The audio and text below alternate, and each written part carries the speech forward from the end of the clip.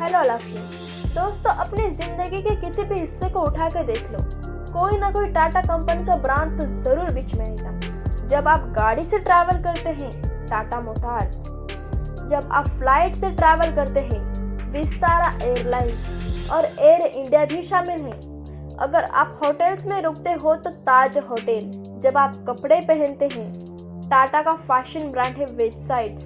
जो आप ज्वेलरी पहनते हैं, तनिष्क टाटा का है। जब आप चाय पीते हैं, टाटा टी। यहाँ तक कि खाने में जो नमक डाला जाता है, टाटा सॉल्ट। इसके अलावा Tata steel, Tata powers, Tata consultancy services. आप यकीन नहीं करेंगे दोस्तों, 100 से भी ज़्यादा कंपनीज है टाटा ग्रुप्स के अंदर। ये कोई हैरानी की बात नहीं है कि टाटा आज के दिन इंडिया की one of the most famous और मोस्ट सक्सेसफुल कंपनी में से है। लेकिन क्या आप जानते हैं, ये कंपनी रातों रात इतनी बड़ी नहीं बनी है दोस्तों। इसे बनने के लिए 200 साल का समय लगा है। जी हाँ, सही सुना आपने, 200 साल। आज के वीडियो में दोस्तों आइए जानते हैं इंडिया की सबसे पुरानी बिजनेस फैमिली की दिलचस्प कहानी। क्या है राज टाटा का? हमारी कहानी शुरू होती है दोस्तों साल 1822 में, मतलब आज से एग्जैक्टली 200 साल पहले। गुजरात के एक गांव में एक पारसी प्रिस्टेस के घर एक लड़के का जन्म होता है, नसीर वानजी टाटा। बचपन से ही बड़े रेस्टलेस रहे हैं। बेचैनी थी इन्हें कुछ बड़ा करने की। कहा जाता है कि ये इनके गांव के इकलौते ऐसे आदमी थे जो बड़ा स्ट्रांगली फील करते थे कि मुझे अपने गांव से बाहर जाकर कुछ बड़ा करना है। इनका मानना था कि इनकी डेस्टिनी है। इसी रीजन से सिर्फ 20 साल की उम्र में ये अपना गांव छोड़कर मुंबई शिफ्ट हो जाते हैं। वे नया बिजनेस करने की कोशिश करते हैं। आज के दिन भी बहुत सारे लड़के ऐसा करते हैं, गांव से शहर शिफ्ट हो जाते हैं नए फ्यूचर की तलाश में। लेकिन फर्क ये था कि इनकी ऑलरेडी शादी हो चुकी थी, इनकी बीवी और बच्चा था। उन जमानों में चाइल्ड मैरिजेस बड़ी आम बात हुआ करती थी। तभी तो सिर्फ 17-18 साल की उम्र पर इनका बच्चा हो चुका था। तो ये पूरी फैमिली को लेकर मुंबई शिफ्ट हुए और कॉटन ट्रेड से काफी ज्यादा आकर्षित भी हुए। देखते ही देखते जल्द ही ये खुद का कॉटन एक्सपोर्ट्स का बिजनेस चला रहे थे। बिजनेस से जितना भी पैसा आता, इन्होंने इंश्योर किया कि वो अपने बेटे की एजुकेशन पर खर्च करेंगे। ये कोई भी कॉम्प्रोमाइज नहीं करना चाहते थे इस चीज पर। इसीलिए इन्होंने अपने बेटे जमशेद जी को बेस्ट एजुकेशन दी। उस वक्त इसका मतलब था इंग्लिश में एजुकेशन देना। नसीर वानजी टाटा का जो कॉटन ट्रेंडिंग बिजनेस था वो अच्छा चलने लगा था। और कुछ साल बाद जब जमशेद जी 18-19 साल के हुए, उनकी एजुकेशन खत्म हुई, तब उनके पिता ने डिसाइड किया अब इन्हें बिजनेस एक्सपेंशन के लिए हांगकांग भेज दिया जाए। आज के ज़माने में ये चीज़ बड़ी आम बात लगेगी कि कोई बिजनेसमैन अपने बेटे को दूसरे देश भेज रहा है बिजनेस एक्सपेंशन के लिए। लेकिन दोस्तों याद रखें, ये साल 1859 था। एयर ट्रैवल इन्वेंट होने में अभी भी 55 साल बाकी थे। उन दिनों में बड़ा लंबा जहाज से सफर तय करना पड़ता था। 1859 में जमशेद जी जब सिर्फ 20 साल के थे, खुद उनके पिता ने उन्हें इस मिशन पर भेज दिया कि हांगकांग में जाकर एक ऑफिस सेटअप किया जाए। इंटरेस्टिंगली जमशेद जी भी अकेले नहीं थे, इनकी ऑलरेडी शादी हो चुकी थी। इनकी बीवी और एक बच्चा भी था। बिल्कुल भी आसान डिसीजन नहीं था ये अपने पूरे परिवार को लेकर किसी दूसरे कंट्री में शिफ्ट हो जाना, वहां पर जाकर किसी बिजनेस की कोशिश करना। लेकिन जमशेद जी में भी बहुत उत्साह था और ये भरपूर तरीके से सक्सेसफुल भी रहे। 65 साल की जिंदगी में जमशेद जी ने 3 अलग अलग कंटेंट्स पर काम किया। इंडिया में ढेर सारी कॉटन मिल्स खोली और उनके मालिक बने। इसके साथ ही साथ इंडिया की पहली स्टील फैक्ट्री कंस्ट्रक्शन की शुरुआत भी की और इंडिया का पहला 5 स्टार होटल भी खोला। ये होटल एक्चुअली में इंडिया का पहला होटल था जिसमें इलेक्ट्रिसिटी थी। ये होटल था मुंबई में, द ताजमहल होटल। आज के दिन तक ये इंडिया के one of the most prestigious hotels में आता है। साल 1904 में जब जमशेदजी टाटा का देहांत हुआ, अपने पीछे वो एक ऐसे लेजेंड से छोड़कर गए थे जिसे आज तक मैच कर पाना बहुत मुश्किल है। और मैं ये सिर्फ बिजनेस के सेंस में नहीं कह रही हूँ। आज के जमाने में एक प्रॉफिटेबल बिजनेस खोलना तो बड़ी आम बात हो चुकी है। ढेरों आपको ऐसे बिजनेस मिलेंगे जो पैसे कमाने के लिए काम करते हैं, लेकिन जमशेदजी ने एक शानदार लेजेंसी बनाई, प्रिंसिपल और इथिक्स। कुछ एग्जाम्पल से समझाती हूँ। 1874 में जमशेदजी ने अपनी पहली कॉटन मिल फैक्ट्री खोली नागपुर में। इनका पहला एक्सपीरियंस था कॉटन ट्रेंड के बिजनेस से हटकर कॉटन प्रोडक्शन के बिजनेस में आने का।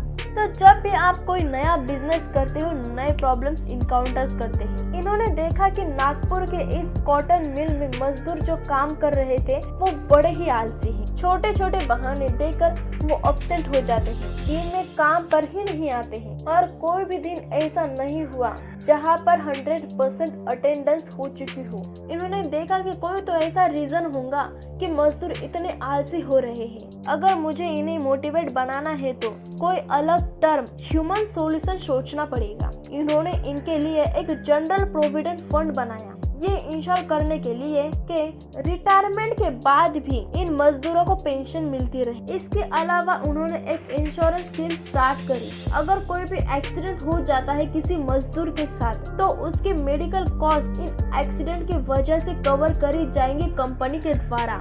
ये सारी चीजें आपको सुनकर लगेगा कि आज तो ये बड़ी आम बात है, लेकिन ये याद रखिए कि ये किस जमाने की बात हो रही है। बाकी दुनिया में 1800 के टाइम पर वर्किंग कंडीशन बहुत बुरी हुआ करती और कमाल की बात ये थी कि ये खुद से ही खर्चा कर रहे थे इन सारी चीजों के लिए। अच्छा, तो फिर साल 1861 में क्या हुआ? अमेरिका सिविल वॉर की शुरुआत हो गई। इनडायरेक्टली जमशेदजी के बिजनेस के लिए एक अच्छी खबर थी। होता क्या था, इंग्लैंड ज्यादातर अपने कॉटन रॉ मटेरियल्स को अमेरिका से इंपोर्ट किया करता था, लेकिन सिविल वॉर चलने लग रही थी, सप्लाई बंद हो चुका था। जमशेदजी ने इस मौके का पूरा फायदा उठाया और अपनी तरफ से कॉटन के सारे रेट्स डबल कर दिए, क्योंकि इंग्लैंड को इंडिया से ही कॉटन इंपोर्ट करना पड़ रहा था। इसी दौरान इन्होंने लंदन में जाकर अपना एक ऑफिस खोला और काम करने लग गए। 4 सालों तक इन्होंने भरपूर प्रॉफिट कमाया, लेकिन 4 सालों बाद अमेरिका सिविल वॉर खत्म हो गया और अमेरिका से आने वाली सप्लाई वापस चालू हो गई। इसकी वजह से टाटा के बिजनेस पर बहुत प्रभाव पड़ा और वो लॉसेस में जाने लगे। दोस्तों, जमशेदजी के कई सपने थे जो अपने जमाने में रिवॉल्यूशनरी थे। एक हाइड्रो इलेक्ट्रिक प्लांट खोलना इंडिया में, एक world class education institute establish करना, एक स्टील प्लांट खोलना, एक ऐसा 5 स्टार होटल बनाना जहाँ पर किसी भी रंग के लोग जा सके। उन जमानों में रेसिज्म बहुत हुआ करता था। उनकी लाइफ में वे सिर्फ एक होटल खोल पाए थे, लेकिन बाकी ये 3 इनके जो ड्रीम प्रोजेक्ट्स थे, इनका काम शुरू हो चुका था इनके देहांत से पहले। बाद में इनके जो बेटे थे डरोबजी टाटा, इन्होंने इंश्योर किया कि इनके बाकी 3 सपने हकीकत बनाएंगे। साल 1910 में टाटा का स्टील प्लांट तैयार हो चुका था, स्टील प्रोडक्शन शुरू हो चुकी थी। इसी टाइम पर अराउंड फर्स्ट वर्ल्ड वॉर शुरू होती है और ब्रिटिश एम्पायर को जरूरत पड़ती है स्टील की। ऐसे में टाटा स्टील देश का सबसे बड़ा स्टील सप्लायर बन जाता है। टाटा स्टील इस्तेमाल किया जाता है ब्रिटिश टैंक्स को बनाने के लिए, हथियार बनाने के लिए। इनफैक्ट एक बड़ा फेमस स्टेटमेंट है यहाँ पर जो ब्रिटिश पॉलिटिशियन द्वारा कहा गया था फर्स्ट वर्ल्ड वॉर में। उन्होंने कहा था कि टाटा स्टील सेव्ड अस, मतलब टाटा स्टील ने हमें बचा लिया। उनकी स्टील की क्वालिटी इतनी अच्छी थी कि बॉम्ब भी जब गिरते थे उन टैंक्स को पेनिट्रेट नहीं कर पाते थे और इसके बाद टाटा स्टील का नाम और भी पॉपुलर हो गया। वर्ल्ड वॉर के खत्म होने के बाद ग्रेट ब्रिटेन में बड़ी स्ट्रॉन्ग रेपुटेशन बन चुकी थी टाटा स्टील की और साल 1914 तक टाटा ग्रुप्स इतना बड़ा बन चुका था कि इनके अंदर 14 अलग अलग कंपनीज थी। लेकिन ये तो सिर्फ शुरुआत थी। डरोबजी टाटा ने कंपनी की एक्टिविटी को संभाला साल 1938 तक। इसके बाद इनके दूर के कर्जन जहांगीर टाटा ने कंपनी को टेक ओवर कर लिया। शॉर्ट में इन्हें हम JRD टाटा के नाम से भी जानते हैं। एक और उत्साह से भरे नौजवान जिनके बहुत बड़े बड़े सपने थे। JRD Tata actually grey up किए थे फ्रांस में, वहाँ पर ये एक पायलट भी थे। इनको बहुत पैशन था फ्लाइंग का, इसी रीजन से इन्होंने इंडिया की पहली एयरलाइन टाटा एयरलाइंस की स्थापना करी। बाद में जाकर इसे रीनेम कर दिया गया एयर इंडिया से। नेहरू सरकार ने नेशनलाइजेशन के बाद JRD को ऑफर किया कि वो जाकर एयर इंडिया को लीड करें और JRD टाटा ने खुशी खुशी इस ऑफर को एक्सेप्ट भी कर लिया। एयर इंडिया को दुनिया में one of the most prestigious airline माना जाता था। इसके अलावा JRD ने और सेक्टर्स में बिजनेस को एक्सपांड करना शुरू कर दिया। 1945 में टाटा मोटर्स सबसे पहला प्रोडक्शन बनाया। 1968 में इन्होंने टाटा कंसल्टेंसी सर्विसेज यानी TCS की स्थापना करी। इसके अलावा cancer researchers and treatment centres, साल्स का business, electronic manufacturing. JRD Tata 52 years के लिए चेयरमैन भी रहे थे टाटा की।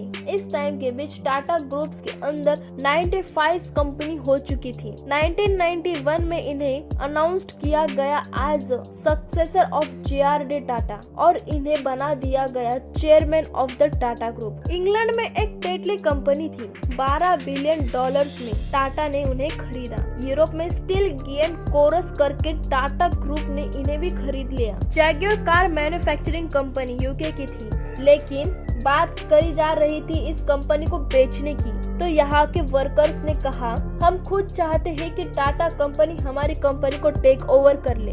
जैग्योर लैंड रोवर को इन 3-4 कंपनी में से जैग्योर लैंड रोवर कंपनी ने टाटा कंपनी को चुना। नवंबर 2003 की बात है। रतन टाटा कहते हैं कि इन्होंने एक फैमिली को देखा था जो स्कूटर पर ट्रैवल कर रहे थे। इतनी कम स्पेस में वे 4 लोग बड़ी मुश्किल से मैनेज कर रहे थे। फिर 5 साल बाद रतन टाटा ने टाटा नैनो कार लॉन्च करी। ये कार की कीमत सिर्फ 1 लाख रुपए थी ताकि सभी लोग इस कार को खरीद सके। तो ये थी कहानी इंडिया की मोस्ट बिजनेस सक्सेसफुल इंसान की। आज के लिए बस इतना ही।